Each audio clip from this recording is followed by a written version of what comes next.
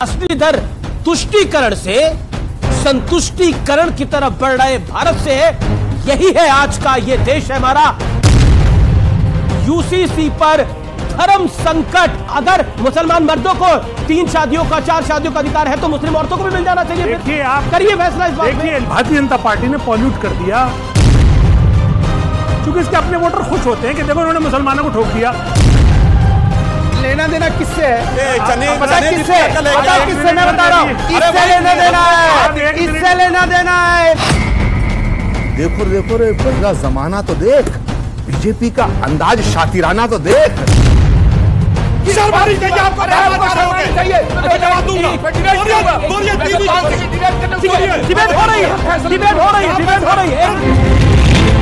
आप देख रहे हैं ये देश है हमारा, अमीश देवगन के साथ। नमस्कार व्यूअर्स, मैं हूं अमीश देवगन और आप देख रहे हैं वीकेंड का सबसे भरोसेमंद कार्यक्रम ये देश है हमारा। देश की नई संसद का पहला सत्र ऐतिहासिक हो सकता है, क्योंकि मॉनसून सत्र में मोदी सरकार यूसीसी यानी समान नागरिक संहिता यानी यूसीसी का बिल ला सकती है। एक देश और एक कानून की दिशा में यह अब तक का सबसे बड़ा और क्रांतिकारी कदम होगा। प्रधानमंत्री मोदी पहले ही कह चुके हैं कि एक घर में 2 कानून अब नहीं चलेंगे। प्रधानमंत्री ने अपनी मंशा जाहिर की तो इस पर सियासी घमासान मच गया, भूचाल आ गया। कांग्रेस के वरिष्ठ नेता सलमान खुर्शीद कह रहे हैं कि यूसीसी की देश में कोई आवश्यकता तक नहीं है। समाजवादी पार्टी के वरिष्ठ नेता member of parliament Shafiqur Rahman Barq तो खुलेआम कह रहे हैं, चाहे जो हो जाए हम तो सिर्फ मौलानाओं और मुफ्तियों की बात ही मानेंगे। सोचिए, ये वही लोग हैं जो सीए के वक्त बराबरी का रोना रो रहे थे। इन लोगों की मांग थी कि सीएए में मुसलमानों को क्यों नहीं शामिल किया गया, लेकिन आज इन्हें बराबरी बहुत खल रही है। व्यूअर्स, ये कैसा डबल स्टैंडर्ड है। जिस यूसीसी का जिक्र भारत के संविधान में है, जिस यूसीसी के समर्थक खुद बाबा साहेब भीमराव अंबेडकर थे, उस यूसीसी पर मुसलमानों को डराया क्यों जा रहा है? क्या असली दर तुष्टीकरण से संतुष्टीकरण की तरफ बढ़ रहे भारत से है? यही है आज का ये देश है हमारा। आज इसी मुद्दे पर होगी देश की सबसे बड़ी और सार्थक चर्चा, यूसीसी पर धर्म संकट। और आज बड़ी चर्चा का विषय यही है व्यूअर्स।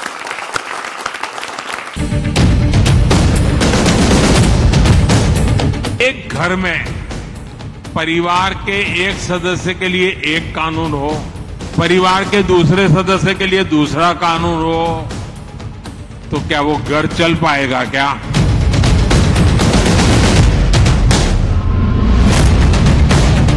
प्रधानमंत्री मोदी ने यूसीसी का नाम क्या लिया, बड़ा सियासी बवाल खड़ा हो गया।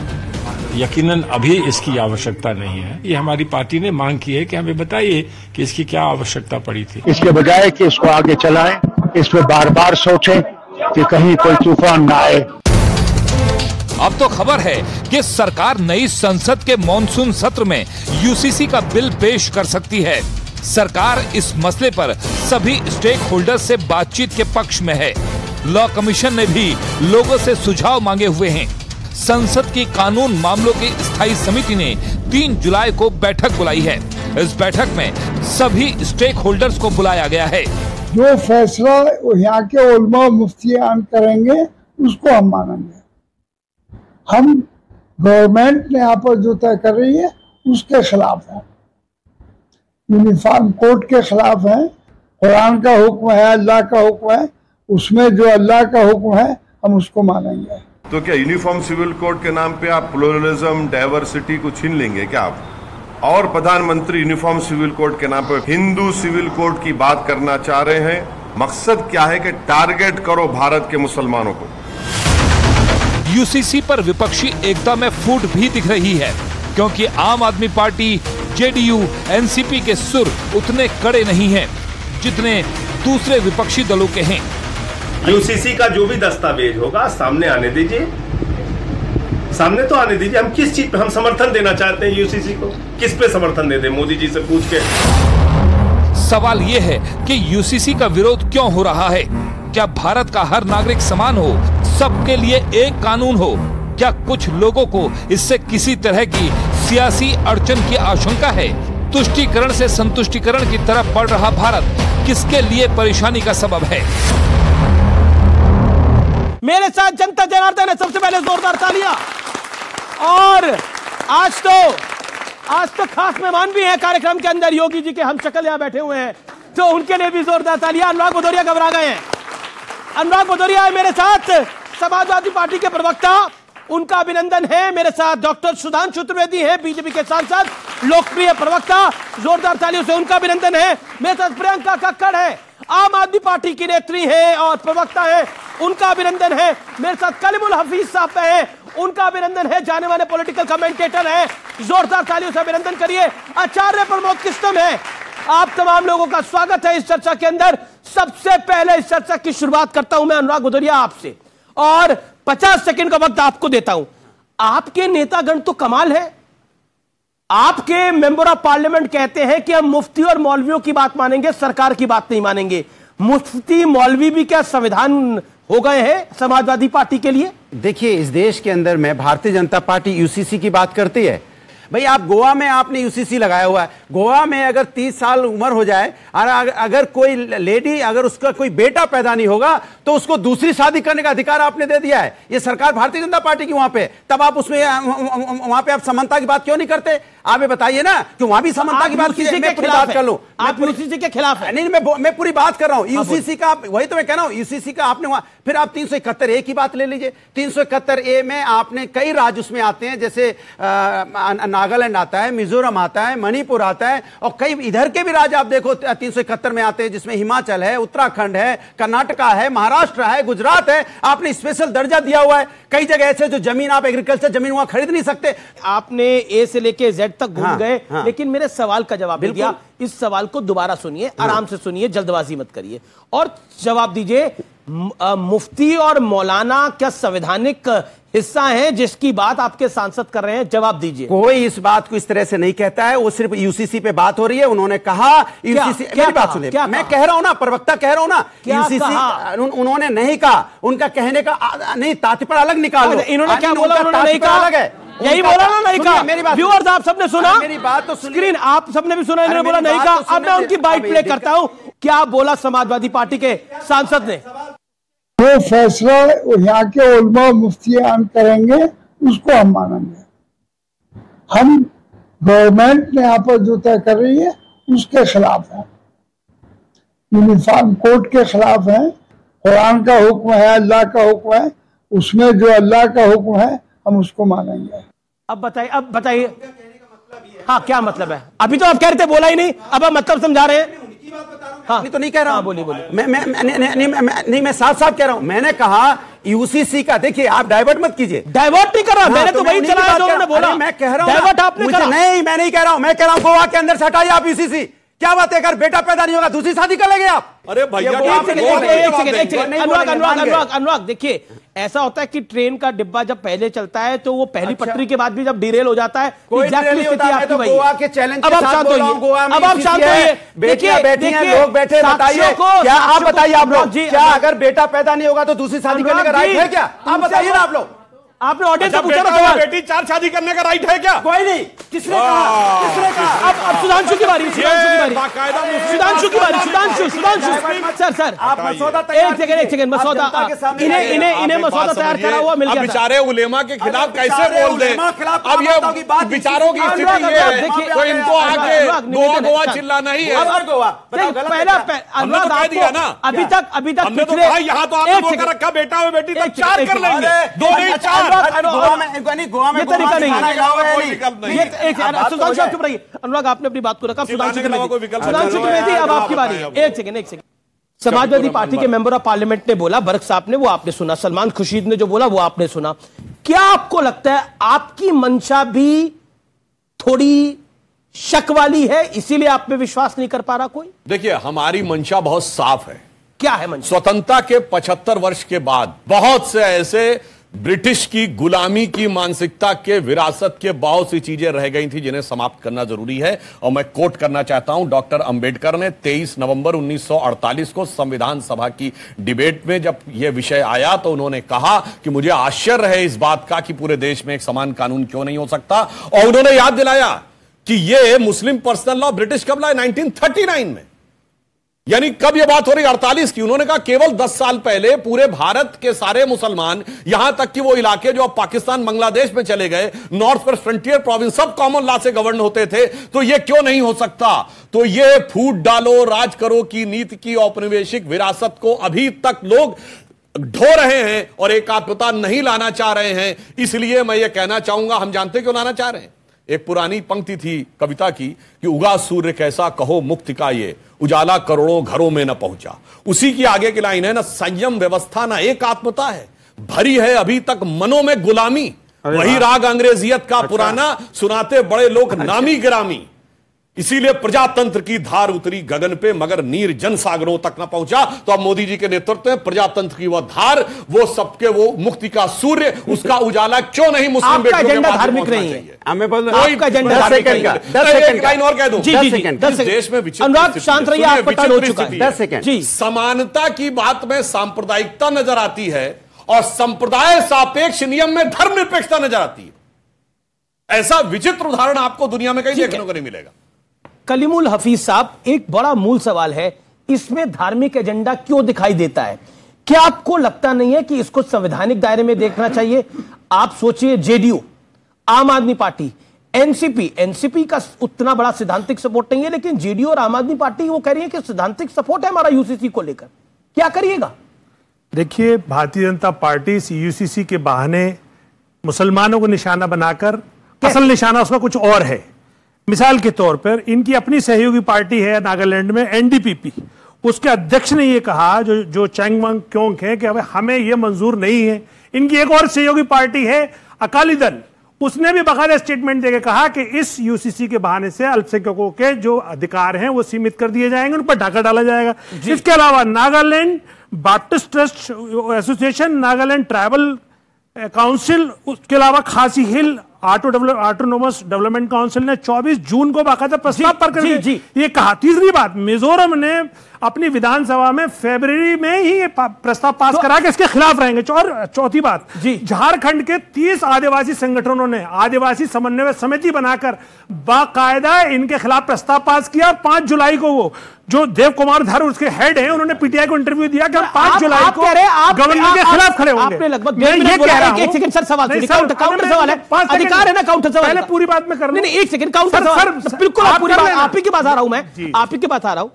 आप ये सब बातें कह रहे हैं, अगर बीजेपी के समर्थक बीजेपी के साथ नहीं आ रहे हैं तो बीजेपी उनसे निपटेगी। मैं आपसे पूछ रहा हूं कि आपको क्यों धार्मिक एजेंडा क्या दिखाई देता है? क्या जेडीयू और आम आदमी पार्टी को नहीं दिखाई दे रहा धार्मिक एजेंडा? देखिए, आपने एक भी प्रोग्राम किया कि किसी आदिवासी इसका विरोध कर रहा है? आपने कितने प्रोग्राम कर लिए कि मुसलमान विरोध कर रहे हैं? सारी बाइट मुसलमानों को दिखा रहे हो आप, तो आदिवासी की दिखाई, क्योंकि आप भी उनके एजेंडे को सपोर्ट कर रहे हो।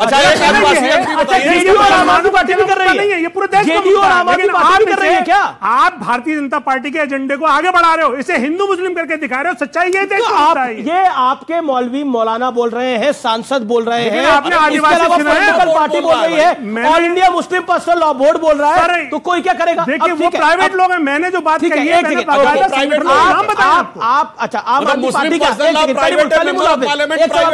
आम आदमी पार्टी के बीजेपी के एजेंडे में फंसी हुई है। बिल्कुल, अगर आम आदमी पार्टी यूसीसी का सपोर्ट करेगी तो बीजेपी को सपोर्ट कर रही है। और जेडीयू, कोई भी पार्टी हो, और एनसीपी, देखिए ये यूसीसी डॉक्टर भीमराव अम्बेडकर कोई भी सरकार यूसीसी को बिना अल्पसंख्यकों को बनाए हुए लाएगी, ऑडियंस के पास आऊंगा, गवर्नमेंट कहलाएगी, मेड गवर्नमेंट कहलाएगी। बताइए कहां लिखा? ये भीमराव अम्बेडकर साहब ने अपने लास्ट स्पीच में कहा। ओके, प्रियंका कक्कड़, आप समर्थन हैं, आप सपोर्ट कर रहे हैं। Okay, 40 second. ओके मैडम, देखिए, हमारा ये बहुत स्पष्ट तौर पे मानना है कि आर्टिकल 44 संविधान का कहता है कि देश में यूसीसी लागू होना चाहिए और देश को उस तरफ बढ़ना चाहिए। इसलिए हम सैद्धांतिक रूप से इन प्रिंसिपल इस 44 आर्टिकल के साथ खड़े हैं। दूसरी चीज पर हमने ये भी बहुत स्पष्ट कर दिया है कि ये बहुत जरूरी है कि इतनी कम्युनिटीज हैं देश में, जनता का आप व्यू तो ले ही रहे हैं, साथ में मुस्लिम, चाहे वो बुद्धिस्ट लॉज के ऊपर हो, चाहे वो हिंदू पर्सनल लॉज के ऊपर हो, इन सब की एक्सपर्ट कमेटी होनी चाहिए, मुस्लिम पर्सनल लॉ की एक्सपर्ट कमेटी होनी चाहिए, हिंदू पर्सनल लॉ की एक्सपर्ट कमेटी होनी चाहिए, सबका व्यू लेकर फिर इंप्लीमेंट करना चाहिए। फार्म लॉज की तरह थोप नहीं देना है डिक्टेटोरियल स्टाइल में, क्योंकि फिर बड़ा रेपकड़। लेकिन आपको बीजेपी की बी टीम कहा जा रहा है लगातार। कोई बात नहीं, हम तो कॉन्स्टिट्यूशन का समर्थन कर रहे हैं, इनका चलता रहता है। अभी आज कांग्रेस में भी फूट पड़ गई है, कांग्रेस कह रही है, उनके हिमाचल वाले कह रहे हैं कि समर्थन करना है, तो अब कांग्रेस की हिमाचल वाली बी टीम हो गई है। तो छोड़िए, मेरा एक सिंपल सा कहना है कि देखिए इसका रेपकड़, इसमें प्रॉब्लम क्या है। इन्होंने कहा अब जो ये कांग्रेस तो वही कहेगी जो राहुल गांधी प्रियंका गांधी कहेंगे। इसको क्वेश्चन से क्वेश्चन ही एक, मतलब मैं सुधांशु जी से एक्सपेक्ट करती हूँ कि ये अच्छे से इसको आर्टिकुलेट करके बताएंगे कि जो यूसीसी गोवा का है उसमें ये प्रोविजन है कि एक हिंदू आदमी 2 शादियां कर सकता है अगर महिला को बेटा जो समाजवादी पार्टी के सांसद ने बोला उससे सहमत है आप? नहीं, आप मत घुमाइए ना। गोवा में इनकी सरकार है तो ये यूसीसी मॉडल कहता है। ये कह रहे हैं कि उत्तराखंड वाला यूसीसी ब्लूप्रिंट होगा जो अभी तक जारी नहीं हुआ, इसलिए चर्चा मुश्किल है। पर उस ब्लूप्रिंट की भी एक बात लीक हुई है और उसमें यह है कि महिला, अगर मर्द और पुरुष में लड़ाई हो जाए, डिवोर्स की स्थिति हो जाए, तो जो बच्चा होगा वो दादा दादी के पास रहेगा, जबकि हिंदू कानून में यह है कि बच्चा मां के पास रहेगा। तो इन बातों पर चर्चा जरूरी है। ये बड़ी बहुत डिटेलिंग की आप बात कर रही हैं। मैं सीधा आचार्य प्रमोद कृष्णम का रुख करता हूं। आचार्य प्रमोद कृष्णम, यूसीसी के विषय के ऊपर आम आदमी पार्टी का सिद्धांतिक समर्थन है, कांग्रेस आम आदमी पार्टी से नहीं सीख रही है या सीखना नहीं चाहती है? कांग्रेस वाली सीख गई।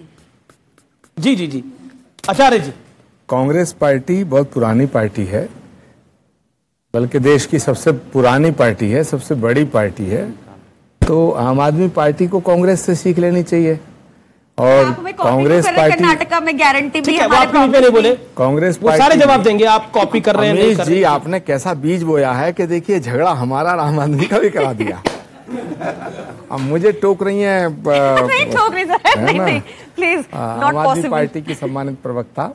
खैर, मैं सुधांशु जी से ये सवाल करना चाहता हूं कि आप सत्ताधारी दल हैं, आप ताकतवर पार्टी हैं, सबसे बड़ी पार्टी हैं, तो ये जो यूनिफॉर्म सिविल कोड आप लाना चाहते हैं, ये जब आप लाएंगे तो इसका एक पूरा ड्राफ्ट तैयार होगा। पूरा ड्राफ्ट तैयार होने के बाद मसौदा तैयार होगा, उसके बाद ही पता चलेगा कि आपकी नीयत क्या है। फिलहाल मुझे जो लग रहा है वो आपकी नीयत में खोट लग रहा है। अगर देश के हित के अंदर, देश के हित में, बिल्कुल हम चाहते हैं कि देश में एक संविधान, एक कानून लागू होना चाहिए, सब लोग एक समान होने चाहिए, लेकिन वो आप करेंगे कैसे? मुझे लगता है कि आप यूनिफॉर्म सिविल कोड के बहाने 2024 का एक निशाना साधना चाहते हैं। और आप जानते हैं अच्छी तरह कि जैसे ही आप यूनिफॉर्म सिविल कोड की बात करेंगे तो विपक्षी नेता, विपक्षी दल इसका समर्थन करेंगे, कुछ इसका विरोध करेंगे। जो इसका विरोध करेंगे, लेकिन जेडीयू और आम आदमी पार्टी दोनों पक्ष में है, क्या आपको लगता नहीं है कि आप कुछ मिस कर रहे हैं? अरे भाई, जेडीयू का फैसला जेडीयू करेगा, आम आदमी पार्टी का फैसला आम आदमी पार्टी वाले करेंगे, कांग्रेस पार्टी, इसका कोई जरूरी थोड़ी है। सूचना कपात जुलाई से लट्ठम लट्ठा, अभी बिल लाए नहीं हो, मसौदा तैयार नहीं किया है और हमारी लड़ाई शुरू करा दी अमित जी आपने, बॉल उछाल दी। लेकिन सवाल इस बात का है, मैं बताना चाहता हूं, सवाल इस बात का है कि भारत मैंने शुरू कराई। आपका प्रवक्ता कहता है कि उनके मुख्यमंत्री के बारे में एक शराब घोटाले में है, दूसरे को वो शराबी शब्द से नवाज देता है, लड़ाई मैंने शुरू कराई। आपके नेता कहते हैं कि ये अगर गठबंधन में आते नहीं है तो हमें फर्क नहीं पड़ता, लड़ाई मैंने शुरू करवाई। आप बताइए, कमाल की बात है। एक सीधे साधे शरीफ आदमी को बोलने नहीं दे रहे हैं आप। सुधांशु जी भी हमला कर रहे हैं, आम आदमी पार्टी भी हमला कर रही है और आप भी मुझ पर हमला कर रहे हैं। एक बेचारे अनुराग भदौरिया जो मेरे बीच में नहीं बोल रहे हैं, ये सबसे सीधी पार्टी वाले हैं। देखिए जुगलबंदी शुरू हो रही है। मुझे पूरा करने दीजिएगा। अरे मैंने तो आपको पूरा मौका पूरा करने दीजिएगा। जी जी जी। देखिए, देश के हित के अंदर, देश के हित में अगर बीजेपी या इनकी सरकार कोई ऐसा कानून लाती है जो देश के लिए बड़ा जरूरी है, तो बिल्कुल हम उसका समर्थन करेंगे।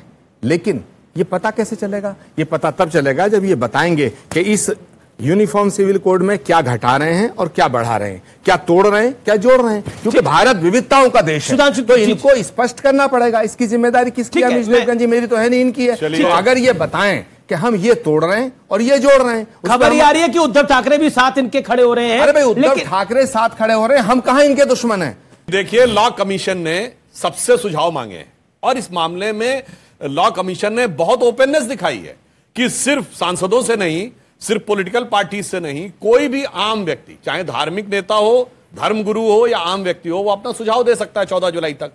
और उसके आने के बाद एक ड्राफ्ट लॉ कमीशन तैयार करेगा, फिर वो ड्राफ्ट सरकार के पास आएगा, फिर वो पार्लियामेंट में आएगा, जो प्रक्रिया होगी। मगर जो लोग आज इतना कहते हैं, मुझे बताओ, मैं पूछना चाहता हूं, आचार्य जी बताएं कि जब नेहरू जी हिंदू कोड बिल लाए थे, कितने लोगों से सलाह मशविरा किया था? बताइए डिटेल में ना। नहीं, डिटेल में बताइए ना। सीरियस डिबेट है, मैं पूछना चाहता हूं फ्लोर हाउस पे डिटेल में बताइए कि उस जमाने में कितनों से कंसल्ट किया था, कितने धर्म गुरुओं से कंसल्ट किया था, कितनों की रिपोर्ट है कि बस नेहरू जी उठे, धड़ाक से कर दिया, वो अंबेडकर जी को बाहर कर दिया और लागू कर दिया। सारे हिंदू कमेटीज बनी थी और 16 साल लगे थे। अच्छा, आचार्य प्रमोद किस्म सक्षम है अपनी बात का जवाब देने। सुधांशु जी का बड़ा अच्छा सवाल है कि नेहरू जी ने किससे कंसल्ट किया था। अरे भाई, जब नोटबंदी की थी तो मोदी जी ने किससे कंसल्ट किया था?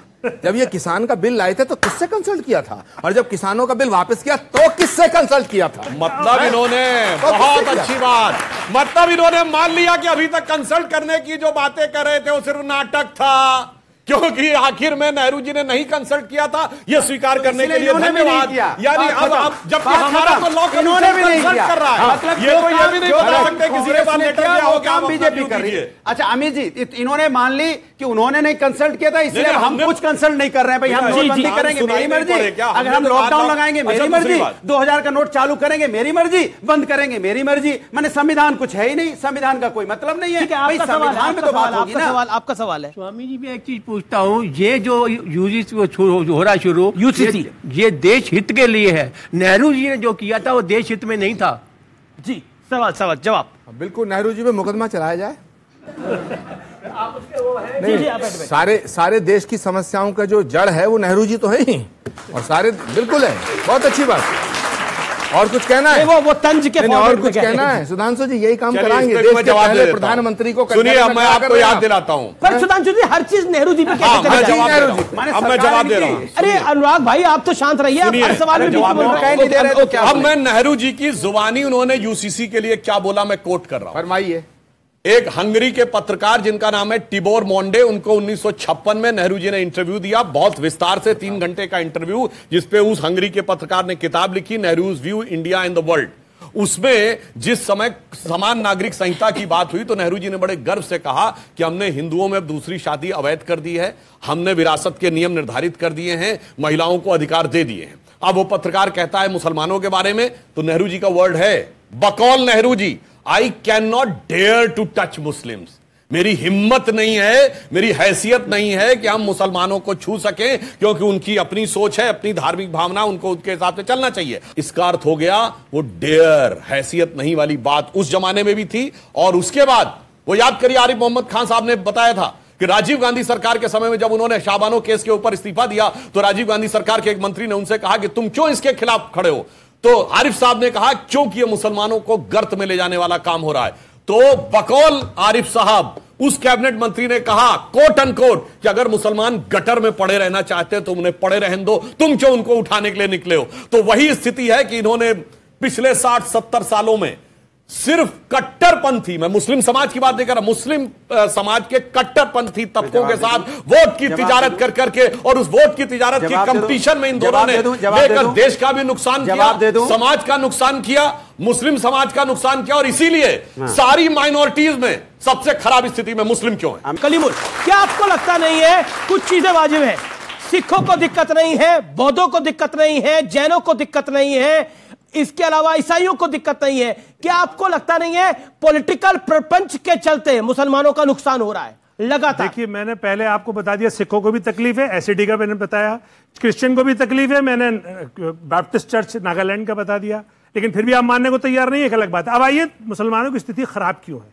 ये बिल्कुल सही कह रहे हैं कि मुसलमानों की स्थिति खराब है, लेकिन उस खराब से भी खराबतर कर दी मोदी सरकार ने, जब उनका हिस्से में सिर्फ 5,000 करोड़ का बजट था, जो 0.1% भी नहीं है, वो सिर्फ 30-40% कम करके 3,000 कर दिया। 1,78,000 बच्चे इस साल हायर एजुकेशन में मुस्लिम्स कम एनरोल हुए हैं। सारी कम्युनिटीज का जो एनरोलमेंट है वो ऊपर बढ़ा है, लेकिन मुसलमानों का 8% नीचे गया है। ये सब भाजपा की मुस्लिम विरोधी नीतियों का नतीजा है। अब आखिरी उस ताबूत में कील ठोकना चाहते हैं यूसीसी के बहाने से कि उनकी कल्चरल, उनकी जो शिनाख्त है, उनकी पहचान है, उसे भी खत्म करना चाहती है बीजेपी। लगता कि जो आपको अधिकार है वो मुसलमान महिलाओं को भी अधिकार हो? बिल्कुल है। अगर मुसलमान मर्दों को 3 शादियों का, 4 शादियों का अधिकार है तो मुस्लिम औरतों को भी मिल जाना चाहिए। देखिए, आप करिए फैसला इस बात पे। देखिए, नेशनल हेल्थ, सुनिए आप, मैं आपके थ्रू देश को बताना चाहता हूं, नेशनल हेल्थ फैमिली सर्वे 2019 से 21, ये भारत सरकार का सर्वे है, वो ये बताता है कि 1 से ज्यादा जो शादियां हैं वो हिंदुओं में 2.2 हैं और मुसलमानों में 1.9 है। हो जाएगी ना? नहीं, दोनों के लिए बराबर है ना? हिंदू के लिए भी बराबर, मुसलमान के लिए भी बराबर, सिख के लिए बराबर, ईसाई के लिए भी बराबर। मुसलमान को टारगेट नहीं करना चाहिए ना? तो मुसलमान बताइए ना, क्या ये फैसला हिंदुओं पे लागू नहीं होगा? करिए ना। क्या ये फैसला, क्या ये कलीमुल हाफिज पे लागू होगा और अनुराग भदौरिया पे नहीं होगा? अब आइए भाई, सुनिए तो हिंदुओं में दूसरी शादी लीगल है, 2.2 कहां से बोल दिया भाई? सर, ये नेशनल हेल्थ फैमिली सर्वे डाटा कहां से आया भाई? ये इलीगल डाटा कहां से आ गया मेरे भाई? ये इलीगल डाटा आया कहां से? एक्स्ट्रा मैरिटल अफेयर हिंदुओं में 2.2 है। अच्छा, एक्स्ट्रा मैरिटल अफेयर मुसलमानों में वो जायज शादी कहलाती है, हिंदुओं में एक्स्ट्रा मैरिटल अफेयर कहलाता है। अब ये एक नई परिभाषा दी, हेल्थ फैमिली सर्वे कहता है शादी कराती हूं। अच्छा, अब आइए सुनिए, एक्स्ट्रा मैरिटल अफेयर थोड़ी देर के अंदर अभी सुनिए, ये एक्स्ट्रा मैरिटल अफेयर का आंकड़ा हो गया ये किसने सर्वे करके बताया? कौन बता रहा है कि उसका एक्स्ट्रा मैरिटल? ये आपका नेशनल हेल्थ सर्वे मैं कह रहा हूं एक्स्ट्रा मैरिटल अफेयर बीवी का अगर बीवी का है तो उसके पति को पता नहीं है, पति का है तो उसकी बीवी को पता नहीं है। एक सेकेंड, आपके पास ये आंकड़ा कैसे आ गया सर? ये इसलिए आ गया, आपके पास कैसे आ गया? देखिए, आप पढ़े लिखे पत्रकार, अरे ये बहुत जानकारी रखते हैं। आप नेशनल हेल्थ फैमिली सर्वे 5 देखिएगा और उसमें देखिएगा। व्यूअर्स, ये देश है हमारा में इस समय मैं रुकूंगा एक अंतराल के लिए, लेकिन अंतराल के उस पार जनता के सवाल होंगे, इनके जवाब होंगे और आप देख रहे हैं ये देश है हमारा।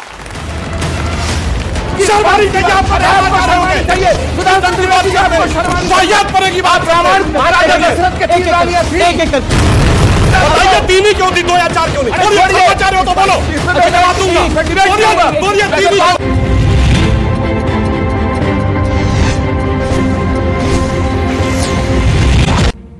वेलकम बैक व्यूअर्स, आप देख रहे हैं वीकेंड का सबसे भरोसेमंद कार्यक्रम ये देश है हमारा। आचार्य जी, अब विपक्षी एकता की बात करें तो क्या विपक्षी एकता को पलीता लग गया है? जो बात आप पहले कह रहे थे वो अजय माकन, पवन खेड़ा, गौरव वल्लभ सब वो बात बोल रहे हैं।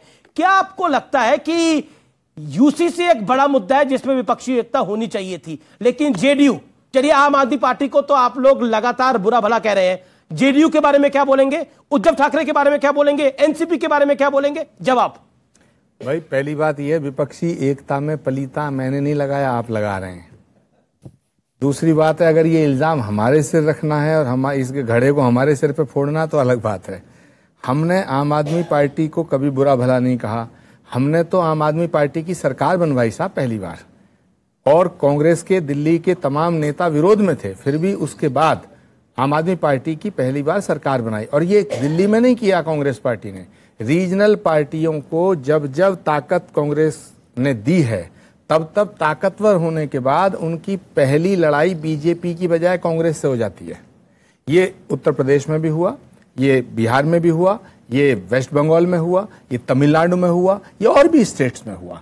लेकिन भाजपा से जब लड़ाई की बात आती है तो कांग्रेस हमेशा भाजपा के खिलाफ खड़ी रही है। हमने कभी भाजपा से समझौता नहीं किया और ना हम करेंगे। अब आप क्या कह रहे हैं, आम आदमी पार्टी समझौता कर रही है भाजपा से? अब दूसरी बात नहीं जी, उनकी अपनी आइडियोलॉजी है, लेकिन देश के हित में अगर फैसला, मैं फिर उस पर कह रहा हूं कि देश हित के अंदर अगर ये कानून आता है तो हम बिल्कुल इस पे विचार करके इसका समर्थन कर सकते हैं। क्यों नहीं कर सकते? देश की सरकार चला रहे हैं आप, लेकिन हमें इनकी नीयत पे शक है। जहां तक आम आदमी पार्टी का, उद्धव ठाकरे जी का सवाल है या किसी और नेता का सवाल है, ये देश में सब स्वतंत्र हैं, अपने विचार रख सकते हैं। हम क्यों कहें कि भाई आप हमारी विचारधारा से सहमति जताइएगा? हम जब दूसरे की विचारधारा, तो आपके नेता क्यों कहते हैं कि आम आदमी पार्टी के बिना भी अलायंस चल सकता है? नहीं, बिल्कुल चल सकता है, क्यों नहीं चल सकता?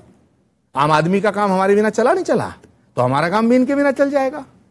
इसमें कौन सी बड़ी बात हो गई? इनकी बात लेकिन एक सेकंड, हाँ, ये गंभीर बात हो रही है। अगर समाजवादी पार्टी ये चाहती है, या ममता बनर्जी की पार्टी ये चाहती है, या शरद पवार जी की पार्टी ये चाहती है, या केसीआर की पार्टी ये चाहती है कि साहब कांग्रेस को साइड रखो और हम अकेले ही लड़ लेंगे बीजेपी से, तो फिर हम भी कह देंगे कि हम भी 2024 का चुनाव अकेले लड़ने में सक्षम है, हमें भी किसी की जरूरत नहीं है। क्या इस मोदी जी जो हैं वो कांग्रेस की समस्या हैं? अरे मोदी जी तो इस देश की समस्या है। अगर देश की समस्या से निपटना चाहते हो तो फिर कांग्रेस के नेतृत्व में आकर के ही लड़ाई लड़नी पड़ेगी, क्योंकि राष्ट्रीय स्तर पर 5 सेकंड राष्ट्रीय स्तर पर बीजेपी को रोकने का काम अगर कोई दल कर सकता है उसका नाम है कांग्रेस। कांग्रेस के नेतृत्व में आने में आपको दिक्कत क्यों है? यूसीसी पर क्या आपने जल्दबाजी करी?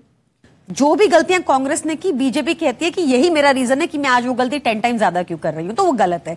बार बार डिबेट जा रही है हिंदू वर्सेस मुस्लिम में, ये मुद्दा ही नहीं है।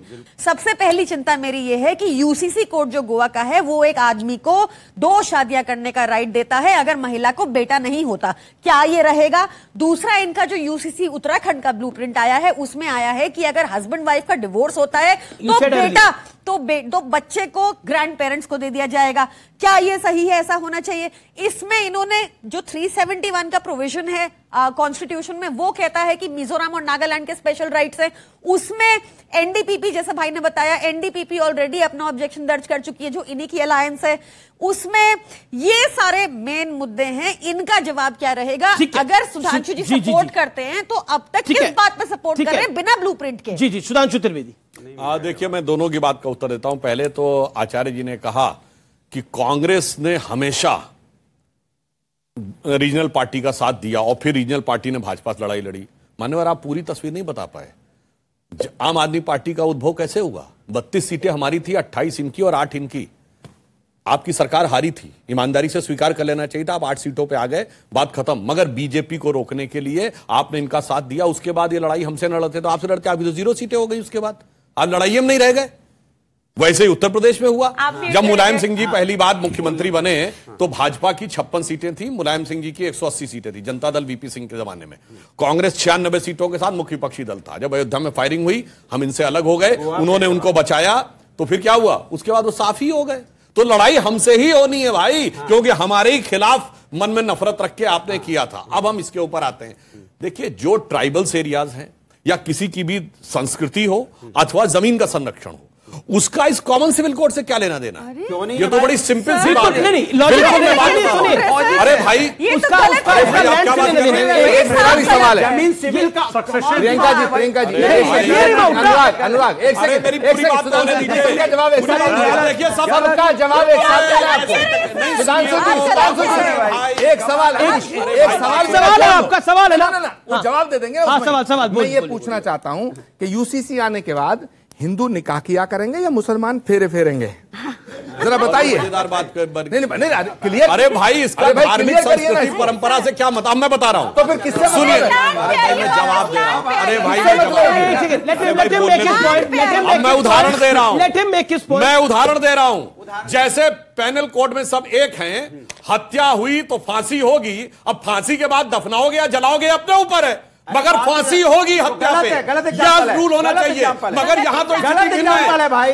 क्या गलत एग्जाम्पल? आप शादी पे बात होती है, गोवा की बात होती है, आप बोलने नहीं तो यार।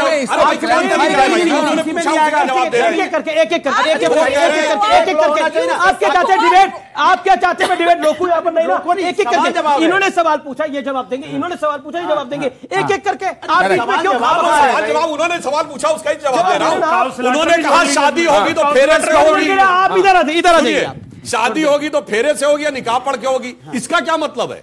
मैंने जैसे कहा कि मृत्यु होगी उसके बाद दफनाओ या वो करो, अपने हिसाब से करो। वैसे ही शादी होगी, तुम अपने संस्कार से करो। बस शादी में एक बात तय हो जाएगी, शादी होगी तो रजिस्ट्रेशन कराना पड़ेगा। शादी होगी तो सबके लिए एक पत्नी एक पति होगा। इसमें कौन सी समस्या की बात है भाई? इसमें कोई समस्या की बात है? अब आइए लैंड वाली बात करते हैं, जिस पे बात हुई लैंड वाली बात पे, जो प्रियंका करने बात करता हूं। लैंड के ऊपर तमाम राज्यों में यह विशेषाधिकार है कि आप उसकी लैंड नहीं ले सकते, जैसे शेड्यूल कास्ट की लैंड आप नहीं ले सकते, इसका यूसीसी से क्या लेना देना भाई? क्या सिर्फ आप पढ़िए पहले सवाल है, आप पहले पढ़िए यूसीसी है क्या? रिजर्वेशन का तो आप रिजर्वेशन का क्या करेंगे? अरे भाई रिजर्वेशन से यूसीसी क्या करना भाई? रिजर्वेशन से क्या कनेक्शन यूसीसी का? बराबर अधिकार देना, सबको बराबर अधिकार देना, तो आप बराबरी के पक्ष में थे, बोलते रहे रिजर्वेशन का क्या लेना देना यूसीसी से? रिजर्वेशन पे जाएंगे, यूसीसी का रिजर्वेशन से क्या लेना देना है? किससे लेना देना है? फिर यूनिफॉर्म सिविल कोड का रिजर्वेशन से कोई लेना देना नहीं है, ना जमीन से लेना देना है, ना अच्छा ठीक है, ऑडियंस के सवाल। अरे देखिए कौन आया है स्टूडियो में, एक सेकंड स्टूडियो में कौन आया है? आप क्या कहना चाहते हैं? यार मेरा आपसे सवाल क्या? आप तो बोलिए भाई, सवाल क्या पूछेंगे आप? बोलिए आप तो मेरे को इतना ही पूछना है, आप तो ठोक दीजिए। बिल्कुल ठोकूंगा। आप 35 करोड़ से ऊपर क्यों नहीं सोचते हो? मोदी जी 140 करोड़ के बारे में सोच रहे हैं और आप केवल 35 करोड़ पे टिके। अच्छा ये तो आप 140 करोड़ के बारे में सोचिए। अच्छा एक सवाल है, ये वेशभूषा अभी आपने 2017 के बाद धारण करी है या उससे पहले से पहनते आ रहे हैं? ये केवल 2022 के बाद चालू हुई है। 2022 के बाद चालू हुई है। चलिए कंफ्यूजन हो जाता होगा कई बार लोगों को, लेकिन आपको यहाँ देख के अनुराग भदौरिया थोड़ा डर गए थे। अच्छा नहीं मैं ऐसा तो नहीं था। एक सेकंड अब देखिए बीजेपी के प्रवक्ता कह रहे हैं शादी से यूसीसी का लेना देना नहीं, जमीन से लेना देना नहीं, रिजर्वेशन से लेना देना नहीं, तो प्रभु लेना देना किससे है? अरे भाई लेना देना किससे है? पता किससे? मैं बता रहा हूँ, इससे लेना देना है, इससे लेना देना है। महंगाई पे बात ना हो जाए, टमाटर 120 रुपया हो गया है, इससे लेना देना है इनको, इससे चर्चा नहीं करना चाहते। हाँ ये इससे लेना देना है, क्योंकि इससे ध्यान भटकाना चाहते हैं आपको, इनको किसी से लेना देना नहीं है। अमीर जी अभी ये डिबेट को उस लेवल पे लाएंगे। सुनिए अभी ये कहेंगे मेरे और निकाल बनता है, अभी ये कहेंगे अरे टमाटर ज्यादा देर जेब में मत रखिए, गड़बड़ हो जाएगी। 120 रुपए किलो है। अच्छा ये खरीद के लाए चुरा के लाए? अरे खरीदा हुआ भैया, ये एक खरीदा है। मेरा नाम गोवर्धन पांडे है जी। मेरा भाइयों से जवाब है क्योंकि जो मुसलमान समुदाय के लोग हैं सबसे ज्यादा प्रताड़ित मुसलमान है इस समय। हमें ये यूनिफॉर्म सिविल कोड का समर्थन करना चाहिए क्योंकि हमारे देश में समान कानून व्यवस्था होनी बहुत जरूरी है। इस देश को चाहिए। तो अभी एक बात और कहता हूं, जैसे एक उदाहरण देता हूं। जैसे एक मुसलमान समाज में एक शादी होती है, शादी होने के बाद जब उस मुसलमान लेडी का बच्चा नहीं होता है तो वो अपने बच्चे को किसी बच्चे को गोद नहीं ले सकती है। ये इनके शरीयत के अंदर में है, दूसरे बच्चे को गोद ले सकती है। मुसलमान को दूसरी शादी करनी पड़ती है, ऐसे तीसरी शादी कर लेते हैं। ऐसे ही हैदराबाद में 12 साल की लड़की, वो विषय अलग है हाँ। लेकिन आपने बांध कर रखा वो जो हैदराबाद का विषय वो अलग है। लेकिन एक लेजिटिमेट सवाल है, इसका जवाब दीजिए। क्यों आप हमेशा शक की निगाह से देखते हैं? ऐसा तो नहीं है, बीजेपी ने तो अब ये भी बोला पसमंदा मुसलमानों के लिए दिल खोलकर नरेंद्र मोदी स्वागत कर रहे हैं। देखिए किसी भी स्वस्थ लोकतंत्र में उसकी परिभाषा ये है कि जब उसकी माइनॉरिटी अगर स्वस्थ और सुकून में होगी और शक नहीं करेगी, समझ लीजिए वो देश का लोकतंत्र स्वस्थ है। भारतीय जनता पार्टी ने पॉल्यूट कर दिया, इसने इतना डराया है और ये जुल्म कर भी रही है और करती हुई दिखना भी चाहती है, क्योंकि इसके अपने वोटर खुश होते हैं कि देखो उन्होंने मुसलमानों को ठोक दिया योगी जी की तरह। तो इसलिए इनका जो भी इनकी नियत होती है सारी पार्टियों को शक हो जाता है। अभी मसौदा नहीं लाए लेकिन शक सबको है, क्योंकि ये करते ही वो काम है। अभी जैसे बुलडोजर चल रहा है, सिर्फ मुसलमानों के घरों पे बुलडोजर चल रहा है, बाकी किसी पे नहीं चल रहा। कलीमुल हफीज साहब, अगर यूसीसी इतना खराब है, इस्लामिक देशों में यूसीसी क्यों है? गल्फ नेशंस में यूसीसी क्यों है? अमेरिका से लेकर टर्की तक यूसीसी क्यों है? देश में सऊदी अरब से लेकर क्यों है? बाकी बिल्कुल गलत बयानी कर दिया है। गलत बयानी है। मैं आपको देश गिना सकता हूं। अमेरिका में तो 50 राज्य और 50 संविधान। हिंदुस्तान अलग है भैया, हम अनेकता में एकता वाले देश हैं। मैं आपको देश गिना सकता हूं। आप हिंदुस्तान को बाहर से क्यों कंपेयर करो भैया? हम तो अनेकता में एकता वाले लोग हैं, हमारी अलग पहचान है भैया। हम तो विश्व गुरु वाले लोग हैं। आप उसको कंपेयर कर ले इधर उधर से। मैं इनसे पूछना चाहता हूं, हाँ मैं कंपेयर बात आपके सांसद की तरह कंपेयर करूं कि मैं मौलवी और मुफ्तियों से बात करूंगा? मैं पूछना चाहता हूं इनसे बार-बार कि आपने सिखों से संपर्क किया?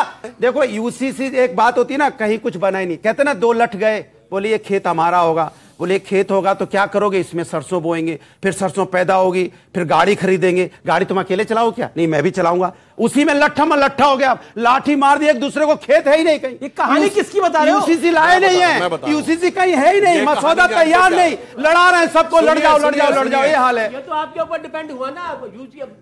मैं बता रहा हूँ, अच्छा यार लड़कियां सवाल पूछा जाती है, एक सेकंड, लड़कियां कुछ सवाल पूछा जाती है। मैं अब सिर्फ लड़कियों के पास आऊंगा सवाल के लिए, बोलिए खड़े होकर पूछिए। मेरा नाम अंशु ठाकुर है। मेरा सवाल समाजवादी पार्टी और कांग्रेस से है कि आप लोग यूसीसी का समर्थन क्यों नहीं कर रहे? आपको ये डर तो नहीं सता रहा कि अगर यूसीसी लागू हो गया तो मुस्लिम समाज में जितनी लड़कियां हैं वो आगे बढ़ जाएंगी जो आज दबी हुई हैं? जवाब दे दूं? आपने जवाब दे रहा हूं, बताइए। जवाब दे रहा हूं। देखिए मैं जवाब, एक मिनट, देखिए बात हमने ये नहीं कह रहे कि आप यूसीसी मत लाओ, हम इनसे कह रहे हैं आपने यूसीसी में क्या मसौदा तैयार किया? सिर्फ मुस्लिम नहीं, हिंदू, मुस्लिम, सिख, ईसाई, बौद्ध, जैन, सबसे आपने संपर्क किया, बात की, मसौदा लाए, मसौदा है नहीं, चर्चा चल रही है। सुनिए, इन्होंने कहा ना ये लठ वाली बात, जानते क्या है सारी समस्या क्या है कि बेचारे मुस्लिम समाज को ऐसे फंसा, फिर मुस्लिम पे आ गए। अब सिख की भी बात होती है, आप कमाल है, मुस्लिम मुस्लिम मुस्लिम, मैं सिख की बात करता हूँ, बौद्ध की बात करता हूँ, हिंदू की बात करता हूँ, कमाल है भाई, ये तो गलत बात है, गलत बात है। आप एक नहीं बता सकते, आपने माइनॉरिटी कमीशन का चेयरमैन बनाया हो गैर मुस्लिम। खैर, तो जानते क्या है, अब उसी के लिए सब लठ लिए खड़े हैं। वो कहते हैं मेरी तरफ आ जा, वो कहते हैं मेरी तरफ आ जा, वो कहते हैं मेरी तरफ आ जा। यानी उसकी बेचारे की हालत ऐसे मुस्लिम समाज की लैला जैसी हो गई है कि वो ये कहते हैं मैं तेरा आशिक पुराना तो देख, वो कहते हैं मैंने गोली चलवाई मेरा कारनामा तो देख, तो वो कहता मेरा खानदानी घराना तो देख। तो मुस्लिम समाज हो गया कि रजिया फंस गई गुंडों में। जी जी आचार्य जी, ऐसा क्यों है? मैं ये सवाल इसलिए आपसे दोबारा पूछ रहा हूं, ऐसा क्यों है जो कांग्रेस को नजर आ रहा है वो आम आदमी पार्टी को नजर नहीं आ रहा, और वो जेडीयू को भी नजर नहीं आ रहा है? ऐसा क्या नजर आ रहा है आप लोगों को यूसीसी में? बड़ी गंभीर मोड़ पर आ गई है बहस। 2-3 सवाल जिम्मेदारी से अगर आपकी अनुमति हो तो कर लूं। जी जी सर प्लीज। पहला, सुधांशु जी ने ये कहा कि साहब हम जो शादी के रीति रिवाज हैं उनमें कोई परिवर्तन नहीं आएगा यूसीसी के आने के बाद, जन्म मरण के संस्कारों में कोई परिवर्तन नहीं आएगा। तो मुझे लगता है कि जो सारा लबो लबाब है ये 4 शादियों को लेके है, कुछ हद तक यही समझिए। हाँ, और क्या तो 21वीं सदी में नहीं होना चाहिए। कलीमुल साहब एक मतलब ये अभी भी पक्ष में है। नहीं 4 शादियों को लेके है। आप चाहते हैं 4 शादियां रहे? नहीं, मैं तो कह रहा हूं हिंदुओं को हक दे तो बराबर हो जाएंगे।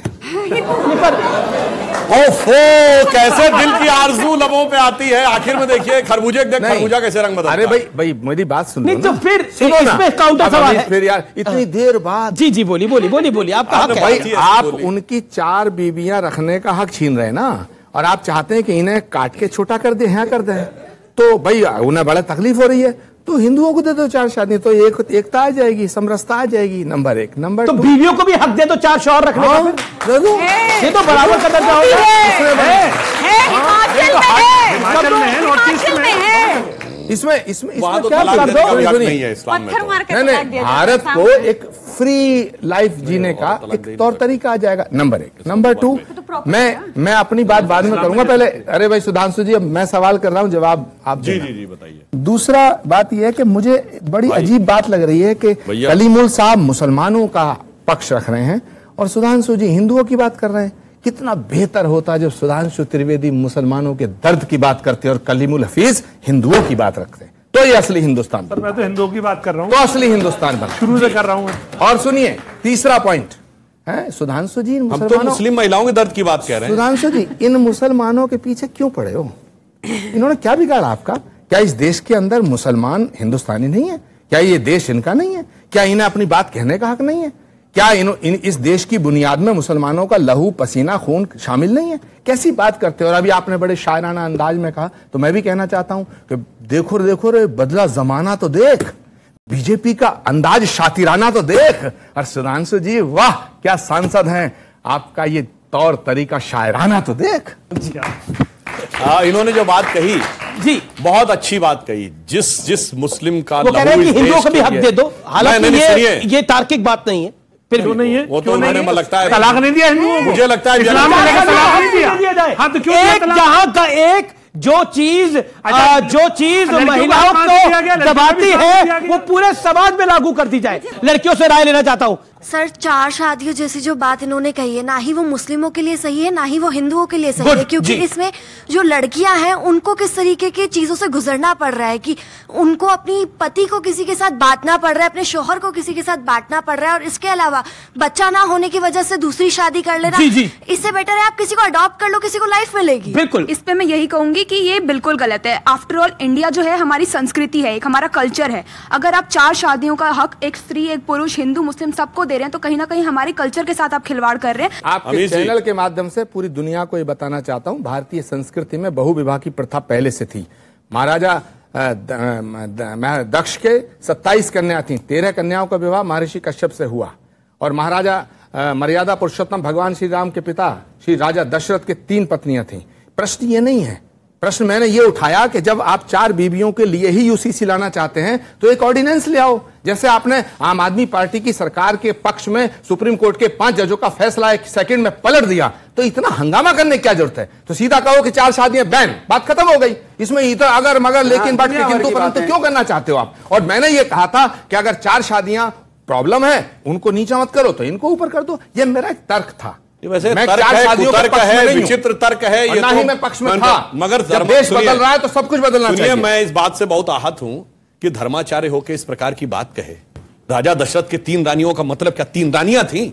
दशरथ जिसने 10 इंद्रियों का रथ लिखा, सांकेतिक भाषा की सांकेतिक भाषा।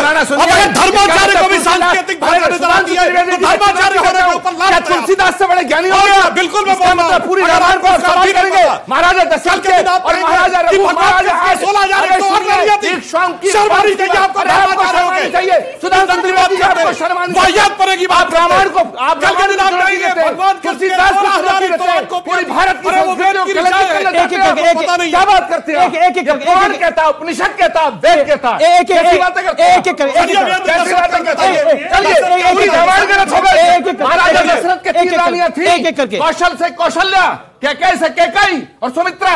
क्या उन्हें आप चुनौती बताइए 3 ही क्यों थी, 2 या 4 क्यों नहीं? धर्माचार्य हो तो बोलो, जवाब दूंगा। डिबेट हो रही है, डिबेट हो रही है। धर्माचार्य हो गया, उल्टी सीधी आप रामायण के खिलाफ बोल रहे हैं। आप रामायण के खिलाफ बोल रहे हैं। रामायण के खिलाफ बोल रहे हैं। भगवान राम ने पुराणों के खिलाफ बोल रहे हैं। आप बोल रहे हैं, बेकार की बात करते हैं। बताइए 3 2 या 4 क्यों नहीं? अब सुनिए, भगवान के रामायण के खिलाफ बोल रहे हैं। आप रामायण के खिलाफ बोल रहे हैं। आप रामायण के खिलाफ बोल रहे हैं। आप इतिहास को बदलना चाहते हैं, एक एक करके। चलिए, राम का अर्थ बताइए, दशरथ का, सुमित्रा का अर्थ बताइए, कौशल्या का अर्थ बताइए। बोलिए कौशल्या का क्या अर्थ है? वो कौशल्या क्या है, सुमित्रा क्या है, तुम बताओ। क्या है? राजा दशरथ और सुनिए, सुमित्रा का 2 बेटे। अगर धर्म पहले तो बकवास बकवास मत करिए सुधांशु जी। बकवास आप कर रहे हैं। आप सीमा में रहिए, आप सीमा में रहिए। आप बताओ राजा दशरथ के 3 पत्नी थी या नहीं थी? अच्छा ठीक है, राजा दशरथ के 3 पत्नी थी। आप रामायण के खिलाफ बोल रहे हैं। अच्छा ठीक है, कोई रामायण के खिलाफ नहीं बोल रहा, कोई किसी धर्म के खिलाफ नहीं बोल रहा। मेरा निवेदन है शांति रखिए और एक एक करके अपनी बात को रखिए। आप दोनों मेरे सम्मानित मेहमान हैं। दोनों बातें करने लगे कि 4 बीवियां रख दो, फिर कहने लगे भारतीय संस्कृति में होता था, कुछ भी आए बाय साहब बोलने लगते। धर्माचार्य होकर शर्मानी चाहिए। क्या पुराण में गलत लिखा है? क्या रामायण गलत है? क्या रामायण के सुधांशु जी तुमसे उम्मीद नहीं थी? आप कैसी बात कर रहे हैं? लेकिन कई सारे लोगों के पास। अच्छा, हिंदू धर्म में मर्यादा का प्रतीक कौन है? दशरथ या राम? हिंदू धर्म में मर्यादा का प्रतीक कौन है? दशरथ या राम? बोलो बोलो, मर्यादा पुरुषोत्तम कौन है? दशरथ या राम? राम। तो फिर राम के कितनी पत्नी नहीं? लेकिन क्या मर्यादा पुरुषोत्तम राम थे और उनकी एक ही पत्नी थी। लेकिन मैं फिर कह रहा हूं कि कोई 4 शादियों के किसी भी धर्म में पक्ष में नहीं है, और अगर किसी में है तो वो उनका अपना विषय है। बहुत बहुत शुक्रिया आप तमाम लोगों का जुड़ने के लिए, अपनी राय देने के लिए आप तमाम लोगों का, ऑडियंस आपका भी बहुत बहुत शुक्रिया।